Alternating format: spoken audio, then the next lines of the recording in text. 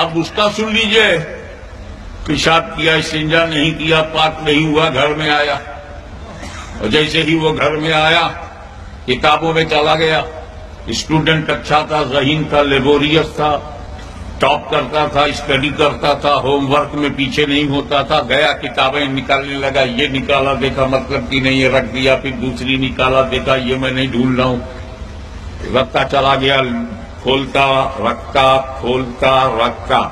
اچانک ایک موٹی کتاب ہاتھ میں آئی، کھولا، تھر تھر تھر تھر کانپنے لگا، اس لیے کہ وہ قرآن تھا جس پہ غلاف نہیں تھا، اور غلطی سے اس نے ناپاکی میں قرآن کو ہاتھ میں لے لیا۔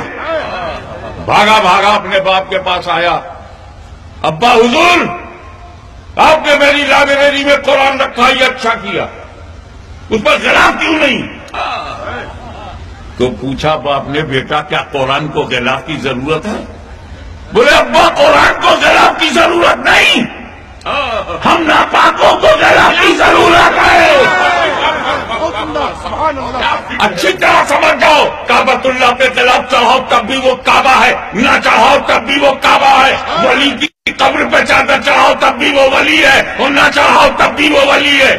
قرآن پہ غلاف چڑھاؤ تب بھی وہ اللہ کی کتاب ہے، اور نہ چڑھاؤ تب بھی وہ اللہ کی کتاب ہے۔ کعبے کو غلاف کی ضرورت نہیں، کتاب اللہ کو غلاف کی ضرورت نہیں، ولی اللہ کو غلاف کی ضرورت نہیں۔ ہم جیسے ناپاکوں کو قرآن کے غلاف کی ضرورت ہے۔ اس نے کہا ابا اگر قرآن پہ غلاف ہوتا تو جس وقت میری انگلیاں کتابوں کو چھو رہی تھی، اگر یہ غلاف ہوتا تو ناپاکی میں قرآن چھونے کی غلطی مجھ سے نہ ہوتی، اور میری انگلی کترا کے دوسری کتابوں کو چھوتی۔ توجہ چاہوں گا، اگر غلاف ہوتا تو ناپاک انگلی کترا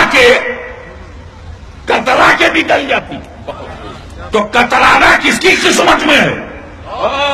جو ناپاک ہے، وہ کس کا مقدر ہے؟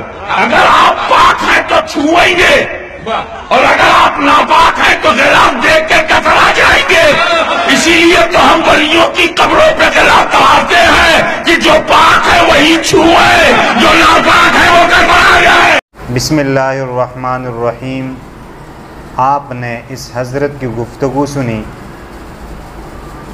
جو یہ بتانا چاہ رہا تھا کہ قبروں کے اوپر اور مزارات کے اوپر چادر چڑھانا جائز ہے، اور انہوں نے بطور دلیل کے کعبۃ اللہ اور قرآن مجید کو پیش کیا کہ چونکہ کعبۃ اللہ کو غلاف چڑھایا جاتا ہے اور اسی طرح قرآن مجید کو غلاف چڑھایا جاتا ہے، تو اسی طرح ہم مزاروں کے اوپر بھی چادریں چڑھاتے ہیں۔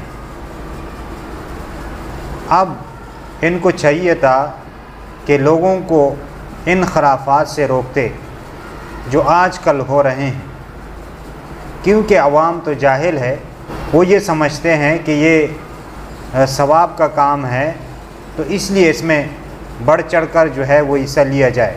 اب ایک قبر کے اوپر اور ایک مزار کے اوپر لوگ کتنے چادریں چڑھاتے ہیں، اور ان چادروں کے اوپر قرآنی آیات لکھتے ہیں، اور بسا اوقات نعوذ باللہ اس کے اوپر کتے بھی پیشاب کرتے ہیں۔ تو کیا یہ دین کا لازمی حصہ ہے؟